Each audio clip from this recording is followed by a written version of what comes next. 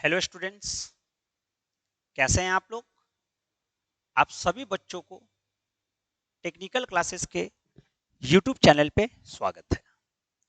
आज हम लोग बात करने वाले हैं थर्ड सेमेस्टर मैकेनिकल इंजीनियरिंग के स्टूडेंट्स के लिए। उन लोगों को एक सब्जेक्ट पढ़ना है। किन बच्चों को? जो थर्ड सेमेस्टर मैकेनिकल में है, उन लोगों को एक सब्जेक्ट पढ़ना है जिसका नाम है मटेरियल साइंस एंड इंजीनियरिंग। एक बहुत ही इंपॉर्टेंट सब्जेक्ट है ये। क्लियर है? अच्छा, अब इसको एक एक करके समझने की कोशिश करते हैं। आपको साफ दिख रहा होगा, सब्जेक्ट का नाम है मटेरियल साइंस एंड इंजीनियरिंग। इसको हम लोग अच्छे से कैसे पढ़ेंगे? Material science and material engineering, ये इसका पूरा नेम है, लेकिन शॉर्ट में ऐसे लिख दिया गया है, मटेरियल साइंस एंड इंजीनियरिंग। अच्छा, इसको ना थोड़ा सा साइड में रखते हैं और एक बेसिक बात समझते हैं। What is matter? मैटर क्या होता है? तो हर वो चीज जो बहुत छोटे छोटे पार्टिकल से मिलकर बना हो और उसके पास वॉल्यूम हो और इनर्सिया हो, मतलब कि मास हो, तो उन सभी चीज को हम लोग मैटर कहते हैं। अब मैटर की बात करते हैं ना दोस्त, तो मैटर में तो तीनों लोग आ जाते हैं, सॉलिड, लिक्विड और गैस। इसका मतलब क्या इस सब्जेक्ट में हमको सब कुछ के बारे में पढ़ना है? ऑल मैटर्स के बारे में पढ़ना है? नहीं। इस सब्जेक्ट के में हम लोग सिर्फ और सिर्फ उस मैटर्स के बारे में पढ़ना है जो सॉलिड है। और सॉलिड में भी बहुत सारे सॉलिड होते हैं दोस्त, जैसे ये मेरा माइक, जैसे ये कैमरा, ये सब सॉलिड ही तो है। तो क्या इन सब चीजों के बारे में पढ़ेंगे? नहीं। उन सॉलिड्स के बारे में हम लोग पढ़ेंगे जो इंजीनियर्स के लिए यूज करना हो, जो इंजीनियर्स यूज करते हैं ताकि कुछ नया चीज का इन्वेंशन कर सके। तो इस चीज के बारे में हम लोग को पढ़ना है, मतलब सॉलिड्स के बारे में पढ़ना है। तो यहां मटेरियल किसको रिप्रेजेंट कर रहा है? सॉलिड्स के बारे में। अब सॉलिड ना मेरे बच्चों दो टाइप के होते हैं। एक का नाम है क्रिस्टलाइन सॉलिड और एक का नाम है एमरफस सॉलिड। तो हम लोग छोटे छोटे टुकड़ों में इसको बांट के चलते हैं आगे। पहली बात करते हैं सॉलिड के बारे में। What is solid? तो बोलता है ना, एक ऐसा मैटर या मैटर जो बहुत सारे कंस्टिट्यूएंट पार्टिकल से मिलकर बना हो। यहां पर कंस्टिट्यूएंट पार्टिकल अगर हम बोलते हैं, इसका मतलब समझना कि वो एटम भी हो सकता है, वो आयंस भी हो सकता है, वह मॉलिक्यूल्स भी हो सकता है। तो सॉलिड क्या होता है? तो एक मैटर जो कंस्टिट्यूएंट पार्टिकल से मिलकर बना हो और उन लोगों के बीच में बहुत ही ज्यादा फोर्स ऑफ अट्रैक्शन हो। फोर्स ऑफ अट्रैक्शन होने का मतलब कि जितने भी कंस्टिट्यूएंट पार्टिकल वो चपके हुए होने चाहिए और बहुत जोरों से, तो उसको हम सॉलिड बोलेंगे। अब सॉलिड में ना बच्चा पार्टी दो टाइप का सॉलिड होता है। एक सॉलिड का नाम है क्रिस्टलाइन सॉलिड और एक सॉलिड का नाम है एमरफस सॉलिड। कौन कौन सा सॉलिड? क्रिस्टलाइन सॉलिड और एक का नाम है एमरफस सॉलिड। अच्छा बच्चा पार्टी एकदम ध्यान से सुनना, क्रिस्टलाइन और एमरफस। अब ये दोनों सॉलिड में क्या अंतर है? तो बोलता है ना कि देखो, सॉलिड में ये तो बात कंफर्म है कि कंस्टिट्यूएंट पार्टिकल के बीच में बहुत ज्यादा फोर्स ऑफ अट्रैक्शन होता है। हम बोले हाँ होता है। तो या वो क्रिस्टलाइन हो या वो एमरफस सॉलिड हो, यहां भी तो एटम्स या मतलब कंस्टिट्यूएंट पार्टिकल से ही मिलकर बना है, तो इन लोगों के बीच में भी बहुत ज्यादा फोर्स ऑफ अट्रैक्शन होगा। हम बोले हाँ बिल्कुल होगा।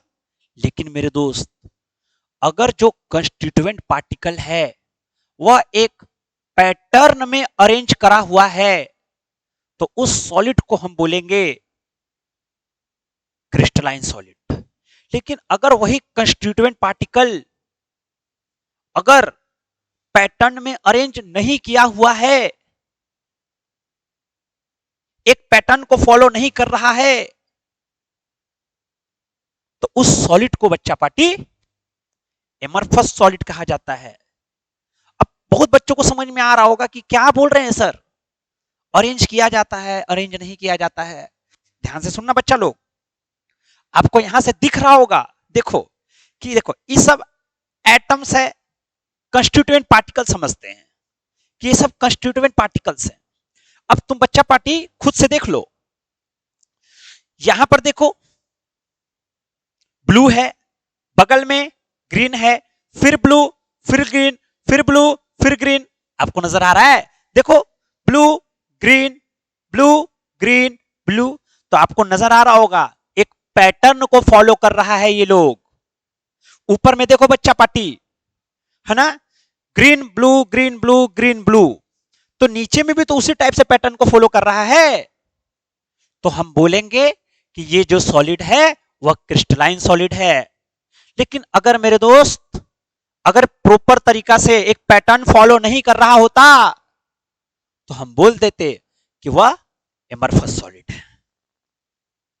इस सब्जेक्ट में मटेरियल साइंस वाले जो अपना सब्जेक्ट है, इस सब्जेक्ट में थोड़ा सा और बाहर गए और हमने बोला कि इस सब्जेक्ट में बच्चा लोग जो मटेरियल अपना होगा वह मटेरियल तो सॉलिड होगा, इसमें कोई डाउट नहीं है। और सॉलिड मटेरियल में भी हम लोग पढ़ने वाले हैं इस सब्जेक्ट में क्रिस्टलाइन सॉलिड के ऊपर। तो उम्मीद करते हैं कि आपको मटेरियल का मतलब तो समझ में आ गया होगा कि किस मटेरियल की बात होगी इस सब्जेक्ट में। सॉलिड की बात होगी, और कौन सी सॉलिड, क्रिस्टलाइन सॉलिड की बात होगी। ठीक, अब सवाल ये उठता है कि ठीक माना कि मटेरियल समझ में आया, लेकिन अब ये बताइए कि मटेरियल साइंस जो सब्जेक्ट है तो वह मटेरियल साइंस होता क्या है और मटेरियल इंजीनियरिंग होता क्या है, इसको हम लोगों ने यहां पर देखा। मटेरियल साइंस समझना है तो एक बात समझना होगा, है ना, आपने नाम सुना होगा बच्चा लोग, एक नाम सुना होगा स्ट्रक्चर का और एक नाम सुना होगा प्रॉपर्टीज का। भले आप लोग जानते ना हो, वो नहीं मालूम, लेकिन आए दिन तो अपन लोग बात करते हैं कि इसका स्ट्रक्चर, इसकी प्रॉपर्टी। क्या होता है स्ट्रक्चर? तो बोलता है कोई भी सॉलिड, अरे वो क्रिस्टलाइन ही क्यों ना ले लो, कोई भी सॉलिड के अंदर में जो एटम्स हैं उनका अरेंजमेंट जैसा भी होगा, अंदर में जो कंस्टिट्यूएंट पार्टिकल हैं किसके, सॉलिड्स के, अरे कंस्टिट्यूएंट पार्टिकल्स का कुछ ना कुछ तो अरेंजमेंट हुआ होगा, तभी तो वो क्रिस्टलाइन बना होगा। तो जैसा भी अरेंजमेंट है सॉलिड का, इंटरनल अरेंजमेंट, उसको हम लोग स्ट्रक्चर कहेंगे। बिल्कुल क्लियर है? किसी भी सॉलिड का इंटरनल में एटम्स का जो अरेंजमेंट है, जो कंस्टिट्यूएंट पार्टिकल का अरेंजमेंट है, उसको हम लोग क्या बोलेंगे, स्ट्रक्चर। अच्छा, अब प्रॉपर्टी क्या होती है? मान लो यह एक सॉलिड है, अब इस सॉलिड पर हम एक्सटर्नल एजेंट अप्लाई किए। अब एक्सटर्नल एजेंट क्या हुआ, जैसे हम इसके ऊपर हीट दिए तो हीट एक्सटर्नल एजेंट हो गया, हम इस सॉलिड के ऊपर फोर्स लगाएं तो फोर्स एक एक्सटर्नल एजेंट हो गया। अब सोचो, अगर इस सॉलिड है तो हम इसके ऊपर हीटे दिए, तो हीट देने से हो सकता है ना कि ये पिघल जाए, या हो सकता है बहुत ज्यादा गर्म हो जाए, या हो सकता है कि उतना हीट पर एक असर नहीं हो, या जब हम फोर्स लगाएं तो हो सकता है वो टूट जाए, हो सकता है कि भाई उसमें खाली दरार आए, हो सकता है उसको कुछ असर नहीं हो।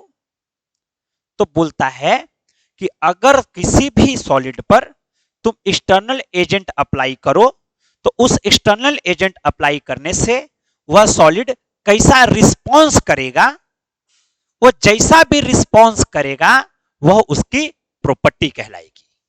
क्लियर हुआ? अच्छा, अब स्ट्रक्चर पढ़े और प्रॉपर्टी पढ़े। ठीक, जैसे अगर हम फिर से बात करते हैं, अगर हम किसी भी सॉलिड पर एक्सटर्नल एजेंट फोर्स लगाएं तो जैसा रिस्पॉन्स करेगा उस प्रॉपर्टी को मैकेनिकल प्रॉपर्टी कहेंगे। अगर हम एक्सटर्नल एजेंट पे अगर हीट दिए तो वो जैसा भी रिस्पॉन्स करेगा वह थर्मल प्रॉपर्टी कहलाएगी। अगर उस मटेरियल पे हम इलेक्ट्रिसिटी प्रोवाइड किए तो जैसा भी रिस्पॉन्स करेगा उसको हम लोग इलेक्ट्रिकल प्रॉपर्टी कहेंगे।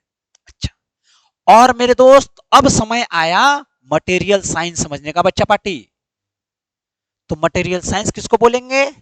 तो मटेरियल साइंस साइंस का वह ब्रांच है जिसमें हम लोग पढ़ते हैं relationship between structure and property. Property और स्ट्रक्चर के बीच में क्या रिलेशनशिप है। जैसे अगर कोई भी सॉलिड है, उसका कोई फलाना स्ट्रक्चर है, एक एग्जांपल ले रहे, कुछ स्ट्रक्चर है, तो उस स्ट्रक्चर पर उसकी प्रॉपर्टी क्या होगी। इस चीज के बारे में जिस सब्जेक्ट में हम लोग डील करेंगे उसको हम लोग बोलेंगे मटेरियल साइंस। जैसे एल्युमिनियम, तो जो एल्युमिनियम का स्ट्रक्चर है तो उसकी प्रॉपर्टी क्या होती है एल्युमिनियम की, अभी सिर्फ हम बता रहे हैं, आगे हम लोग को पढ़ना है एल्युमिनियम के बारे में। तो एल्युमिनियम एक सॉलिड है, तो सॉलिड है तो उसकी कुछ ना कुछ स्ट्रक्चर होगी। अब उसकी जैसे भी स्ट्रक्चर वो बाद में बात करेंगे अभी, लेकिन हाँ, एल्युमिनियम हल्का होता है, वो उसमें कोरोजन नहीं होता है, मतलब कोरोजन मतलब बहुत बर्दाश्त करता है ना, मतलब कि एकदम मतलब रस्टिंग मतलब जंग नहीं लगता है। तो ये क्या हो गई, प्रॉपर्टी हो गई एल्युमिनियम की। तो ये कैसे हमको पता चला, तो ये सब्जेक्ट पढ़े हम लोग मटेरियल साइंस, तो वहां से ये पता चलता है कि भाई एल्युमिनियम की स्ट्रक्चर ये होती है और इसके कारण क्या होता है कि ये हल्का होता है। तो हो गया ना स्ट्रक्चर और प्रॉपर्टी के बीच का रिलेशनशिप। अब दूसरा इसमें टॉपिक है इंजीनियरिंग मटेरियल इंजीनियरिंग। अब मटेरियल इंजीनियरिंग क्या है? अब मटेरियल इंजीनियरिंग ये है कि भाई अब मेरे को स्ट्रक्चर पता चल गया, उस स्ट्रक्चर पर मेरे को प्रॉपर्टी पता चल गई, तो अब हम इसको यूज कहां करें। जैसे एल्युमिनियम का ही बात करते हैं, तो एल्युमिनियम का हम यूज कहां पे करते हैं, तो मोटरसाइकिल का जो इंजन बनता है ना वो एल्युमिनियम से बनता है। काहे कि एल्युमिनियम हल्का होता है। अब तुम खुद सोचो ना कि अगर मोटरसाइकिल का इंजन कास्ट आयरन से बना दें तो मोटरसाइकिल बहुत भारी हो जाएगा। पता चला जितना के मोटरसाइकिल भारी नहीं है वो ज्यादा इंजन भारी हो गया। तो कहां पे इसका यूज करना है ये हमको कौन बताता है, तो मटेरियल इंजीनियरिंग। ये तो हमको बता दिया मटेरियल साइंस कि देखो भाई इसका स्ट्रक्चर ई है तो उस हिसाब से इसका प्रॉपर्टी ई होगा। तो मटेरियल इंजीनियरिंग के पास अब बात गया, तो सोचा कि अच्छा ये स्ट्रक्चर है और ये प्रॉपर्टी होगा, तो चलो इसको इस जगह पे यूज कर लेना है। तो कहां पे क्या करना है यूज, उसको कौन डील करता है, तो मटेरियल इंजीनियरिंग डील करता है। अच्छा, आगे बढ़ते हैं। तो क्या जरूरत थी हम लोगों को मटेरियल साइंस और मटेरियल इंजीनियरिंग पढ़ने की। अरे मेरे दोस्त, अगर मेरे को पता ही नहीं चलेगा कि अगर किसी भी सॉलिड का स्ट्रक्चर ये है और उसकी प्रॉपर्टी ऐसा होगा, तो हम लोग किसी भी चीज को कैसे यूज कर पाएंगे। जैसे हम छोटा सा एग्जांपल ही दे देते हैं, जैसे अगर हमको पता ही नहीं चलता कि कैमरा है ना, तो रिकॉर्डिंग हो रहा है ना, तो हम कर पाते। सिर्फ एग्जांपल हम ले रहे हैं समझाने के लिए। तो इसी चीज के लिए तो हमको जरूरत पड़ा कि भाई हम जान सकें कि मटेरियल का स्ट्रक्चर कैसा है तो उसकी प्रॉपर्टी कैसा होगी, क्योंकि अलग अलग मटेरियल का अलग अलग स्ट्रक्चर, तो सबकी प्रॉपर्टी भी अलग अलग। तो इन सब चीजों के बारे में जानने के लिए ये सब्जेक्ट हमको पढ़ना जरूरी था। आगे बढ़ते हैं। तो भाई मेरे, हम अभी भी बोल रहे हैं इस सब्जेक्ट में हम लोगों को पढ़ना क्या था, यही चीज मेन है। अब देखिए, ये 4 मेन कंपोनेंट है ना, मटेरियल साइंस एंड इंजीनियरिंग के। जैसे मान लेते हैं, सिर्फ एग्जांपल के लिए समझना, हम एक आयरन लिए। अब आयरन लिए हैं तो इसका कुछ ना कुछ स्ट्रक्चर होगा। अरे कुछ ना कुछ तो अंदरूनी एटम से ही ना बना है, तो कुछ ना कुछ तो एटम्स का अरेंजमेंट होगा, उसी को तो स्ट्रक्चर बोलते हैं। तो ये आयरन है, आयरन का कुछ ना कुछ स्ट्रक्चर होगा। ठीक है भाई, चलिए आइए आगे देखते हैं। अब हम क्या किए ना, सिर्फ एक एग्जांपल समझा रहे हैं। इसको हम गर्म किए आयरन को और हथौड़ा मार, देखो अब इसका हम क्या कर रहे हैं, स्ट्रक्चर को चेंज कर रहे हैं। तो किसी चीज को गर्म करके और हथौड़ा मार के स्ट्रक्चर को चेंज कर देना, उस प्रोसेस को बोलते हैं फोर्जिंग। आप देखे होंगे दुकान पर भी, है ना, छेनी बनाता है, खंती बनाता है, तो सब देखते हैं पूरा लोहा के गर्म करके एकदम जोर जोर से पीटता है, तो वो कौची करता है, उस प्रोसेसवा को बोलते हैं हम लोग फोर्जिंग। तो क्या बोलता है कि तुम कोई भी एगो मटेरियल ले लो और उसके ऊपर कोई प्रोसेस कर दो, तो हम प्रोसेस क्या किए, फोर्जिंग किए ना। अभी हथौड़ा से मार के तुम कास्टिंग भी कर सकते हो, लेकिन अभी हम लोग फोर्जिंग से थोड़ा समझ लेते हैं। तो फोर्जिंग कर दिए, तो जैसे ही उसको हथौड़ा से मार दिए तो ओकर एगो नया स्ट्रक्चर आया, ना करेगा, हथौड़ा से उसको मार दोगे तो। अच्छा, स्ट्रक्चर के हिसाब से उसकी प्रॉपर्टी बदलेगी। अब हमको पता चल गया कि अब उसकी प्रॉपर्टी बदल गई है, और स्ट्रक्चर ऐसा हो गया है तो प्रॉपर्टी इसकी ऐसी हो गई है। एस स्ट्रक्चर था तो अब पी नाम की प्रॉपर्टी हो गई उसकी, तो अब उसको परफॉर्मेंस जहां पे करना है वहां पे उसका यूज कर देंगे। क्लियर है मेरी बात? तो यही 4 मेन कंपोनेंट है मटेरियल साइंस और इंजीनियरिंग का। पहला प्रोसेस करने का है, तो स्ट्रक्चर बदलेगा, उसके हिसाब से प्रॉपर्टी हो जाएगी, और प्रॉपर्टी अगर हो गई, स्ट्रक्चर मिल चुका है, तो उसका हम यूज जहां पे करना होगा वहां पे कर लेंगे। कहानी एकदम सिंपल है। तो पहले में हम लोग को क्या पढ़ना है, यूनिट नंबर 1 में हम लोग को पढ़ना है क्रिस्टल स्ट्रक्चर एंड बॉन्ड। याद है ना, हम बार बार बोल रहे हैं कि स्ट्रक्चर इंपॉर्टेंट है। क्रिस्टल स्ट्रक्चर, क्रिस्टलाइन से ही बना है क्रिस्टल, तो अगर कोई क्रिस्टलाइन सॉलिड है तो उसका स्ट्रक्चर क्या क्या होगा, क्लियर है? इसके बारे में पहले यूनिट में पढ़ना है। बॉन्ड क्या होता है? अरे बॉन्ड कुछ नहीं है, देखो अगर सॉलिड है तो दो एटम, एटम ही सोचते हैं तो दो एटम होगा, तो उनके जो बीच में बहुत ज्यादा फोर्स ऑफ अट्रैक्शन होता है ना, तो जो फोर्स ऑफ अट्रैक्शन है इसी को हम लोग बॉन्ड बोल रहे हैं। कंस्टिट्यूएंट पार्टिकल, अब कंस्टिट्यूएंट पार्टिकल जब बोल रहे हैं ना, तो उसमें एटम भी आ गया, आयन भी आ गया, मॉलिक्यूल भी आ गया, तो उसके बीच में जो फोर्स ऑफ अट्रैक्शन है उसको हम लोग बोलते हैं बॉन्ड। अब हम लोगों को यही सब चीज यहां पर पढ़ना है। थोड़ा सा एक झलक तुमको देते हैं, ध्यान से सुन लेना बच्चा पार्टी। देखो क्या है ना मेरे दोस्त, कि ये एगो यूनिट सेल है, बिल्कुल अभी तक तो हम पढ़े भी नहीं कि यूनिट सेल, तो क्या हम बोल दिए। तो तुम एगो बात समझना, ऐसे खाली समझो कि ऐसे समझो कि ये मान लो एगो क्रिस्टलाइन सॉलिड है, सिर्फ समझना। क्रिस्टलाइन सॉलिड है, जिसका कैसा है, क्यूब जैसा है, क्यूब है, ये खाली कॉर्नरवा पर एटम है, देख लो, है ना, कहां पर एटम है, तो खाली कॉर्नर पर एटम है कि नहीं है? देखो कॉर्नर पर एटम है, तो ये जो अगर किसी भी सॉलिड का स्ट्रक्चर अगर ऐसा होगा ना, तो इसको बोलेंगे सिंपल क्यूबिक स्ट्रक्चर। जैसे देखो ये बढ़िया से दिखा रहा है, देखना पूरा एकदम ध्यान से सुनना, यहां तक की बात सबको समझ में आ गई? देखो देखना एकदम अच्छे से, देखो देखो दिख रहा है सब बच्चा को? देखो ये पूरा गोल घूम रहा है, देखना एगो ये तुमको नजर आएगा, एगो पूरा स्फीयर बन गया, स्फीयर एगो। तो देखो सब कॉर्नरवा पर है, देखो सब कॉर्नर पर है ना, देखो सब कॉर्नर पर है ना, ये चारों कॉर्नरवा पे, सॉरी 6 कॉर्नरवा पर, 1 2 3 4 5 6। तो ऐसा जब सॉलिड के स्ट्रक्चर होगा ना, उस स्ट्रक्चर को हम लोग बोलेंगे सिंपल क्यूबिक। यूनिट सेल कुछ देर बाद समझाते हैं, कुछ देर बाद समझाते हैं। अब यहीं पर तुम समझो ना भाई, ज्यादा दूर काहे जाना है, यहीं पर सुनो। अगर हम क्या करते हैं, ध्यान से सुनना, कि यही वाला नैजा दिखाया गया है, ऐसने एक वाव बगल में रख देते हैं, ऐसने एक वाव ऊपर रख देते हैं, ऐसने चीज एक वाव बगल में रख देते हैं, है ना। तो देखो अगर ऐसने चीज बार बार हम रख देंगे तो एगो पूरा का पूरा सॉलिडे बन जाएगा। देखो देखो एगो देखो एगो ये एक टुकड़ा है ना, इसको हम क्या बोल रहे हैं, यूनिट सेल, एगो छोटका टुकड़ा आ एहे चीजवा बार बार रिपीट हो रहा है तब पूरा एगो सॉलिड बन गया।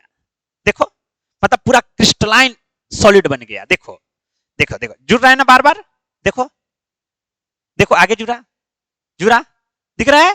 तो इसका हम तो ये हो गया पूरा क्रिस्टलाइन सॉलिड। आई हो गया देखो एगो पहले का इन्हें जुड़ा दूसर का, फिर जुड़ा फिर जुड़ा फिर जुड़ा आगे फिर जुड़ा यहाँ।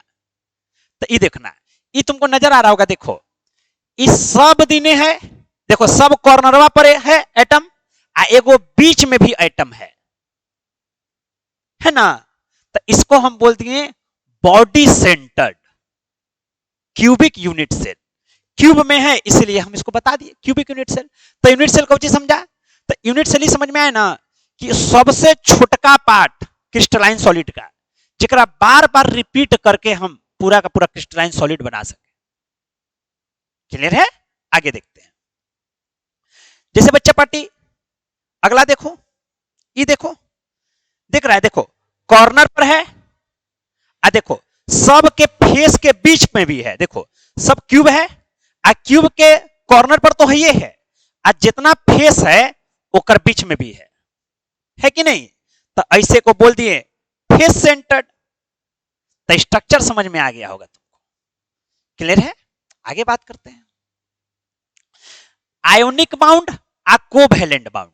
अब बाउंड याद है ना, समझाए थे कि भाई सिर्फ समझना ना कॉन्स्टिट्यूएंट पार्टिकल से कि भाई कॉन्स्टिट्यूएंट पार्टिकल है दुगो और उन दोनों के बीच में बहुत ज्यादा फोर्स ऑफ अट्रैक्शन है, तो उसको बोल दिए बाउंड।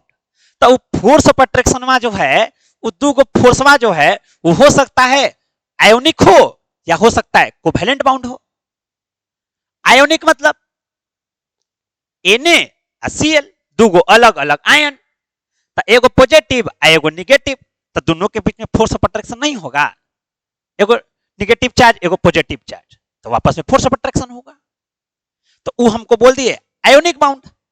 यहां पर सुनना, यहां पर दोनों Cl है तो इलेक्ट्रॉन को शेयर करके बनाएगा एगो बाउंड। तो इसको हम लोग क्या बोल दिए कोवैलेंट बाउंड। टेंशन नहीं लेना है, इसको हम मस्त तरीके से समझाएंगे क्लास में। अभी हम सिर्फ सिलेबस डिफाइन कर रहे हैं। सब आयोनिक बाउंड कोवैलेंट बाउंड खूब बढ़िया से एकदम एक बार अपने सीनियर से जरूर पूछना, मटेरियल साइंस के बारे में जरूर बताएगा वो। आगे बात करते हैं।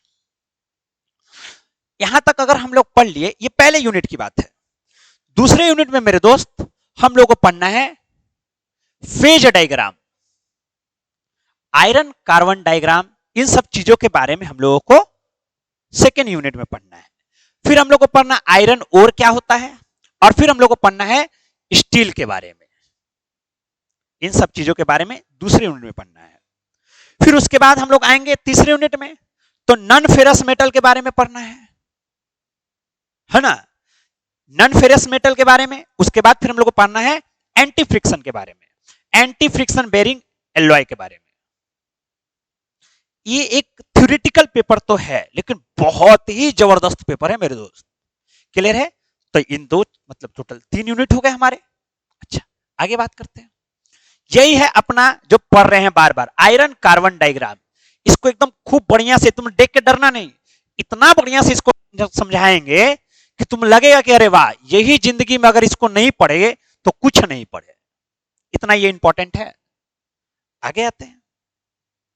फिर आगे हम लोग को अगले यूनिट नंबर 4 में हम लोग पढ़ेंगे फेलियर एनालिसिस। फेलियर एनालिसिस कहने का मतलब कि कोई भी मटेरियल कब फ्रैक्चर हो जाएगा।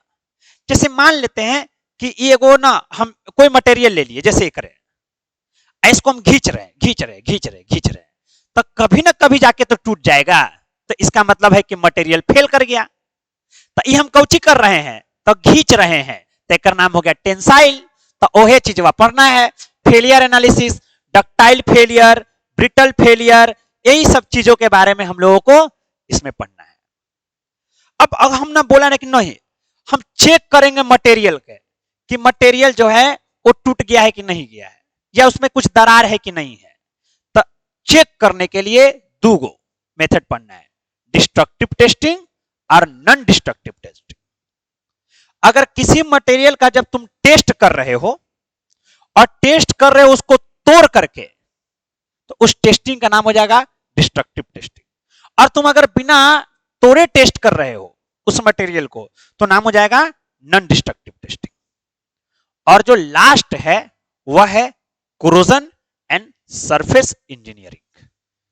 कोरोजन अभी कुछ देर के लिए समझेंगे, इसका मतलब है जंग लग जाना, है ना। आप देखते होंगे ना कि परत बैठ जाता है किसी मटेरियल पे, अगर आप उसको बाहर रख देते हैं धूप में, बरसात में जब वो रहता है, तो मटेरियल के ऊपर, कोई भी मटेरियल हो उसके ऊपर एक परत पड़ जाता है, उसको हम क्या बोल रहे हैं, तो उसी को हम क्या बोल रहे हैं, कोरोजन बोल रहे हैं।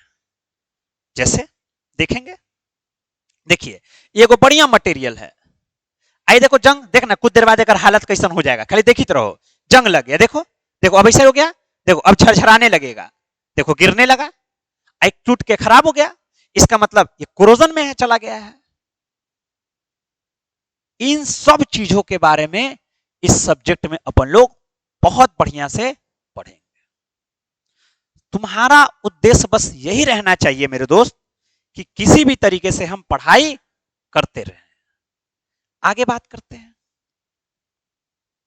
आप लोग कोशिश करेंगे, जहां तक किताब की बात है तो आप विलियम डी क्रिस्टल कैलिस्टर का बुक ले सकते हैं, आप वी राघवन का बुक ले सकते हैं, आर के राजपूत का बुक ले सकते हैं।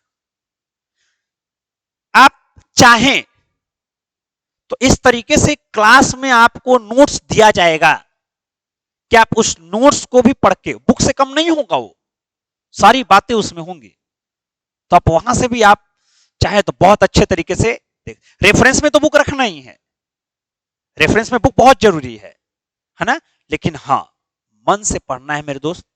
समय नहीं है, अब थर्ड सेमेस्टर में पहुंच चुके हो, अब नहीं पढ़ोगे तो कब पढ़ोगे। बहुत आस है तुम्हारे ऊपर, ब्रांच बढ़िया मिला है, तो तुम भी सोचो जिंदगी में कुछ अच्छा करने के लिए। और ऐसा नहीं है, तुम कर सकते हो, बस तुम चाह नहीं रहे हो, तो चाहना तो पड़ेगा, ये कंफर्म है दोस्त। आज भले तुम ना पढ़ो, कल भले तुम ना पढ़ो, लेकिन हाँ परसों तो पढ़ना ही पड़ेगा। और अगर परसों भी नहीं पढ़े तो पछतावा जिंदगी भर होगा। एक पछतावा ये होगा ना कि तुम नहीं पढ़ोगे तो तुमको मन में ये लगते रहेगा कि अरे यार नहीं पढ़े इसलिए नहीं हुआ, इसलिए पढ़ो, जम के पढ़ो। और जो पढ़ता है ना उसका जॉब नहीं होगा, ये तो सवाल ही नहीं है मेरे दोस्त, है ना। तो कोशिश करें, आप लोगों के ऊपर बहुत पैसा इन्वेस्ट किया जा रहा है ना, तो अच्छे से पढ़ाई करें। वीडियो को जरूर अपने दोस्तों को शेयर करेंगे और क्लास जल्द से जल्द ज्वाइन करें। जो भी बच्चे हमारे ऐप में पहली बार आए हैं यूट्यूब चैनल पे, वो हमारे ऐप को डाउनलोड कर सकते हैं, टेक्निकल क्लासेस प्ले स्टोर से, वहां से कोर्स को परचेज कर सकते हैं। थैंक यू वेरी मच, और फिर मिलेंगे अगले क्लास में हम लोग, ठीक है। चलिए, थैंक यू।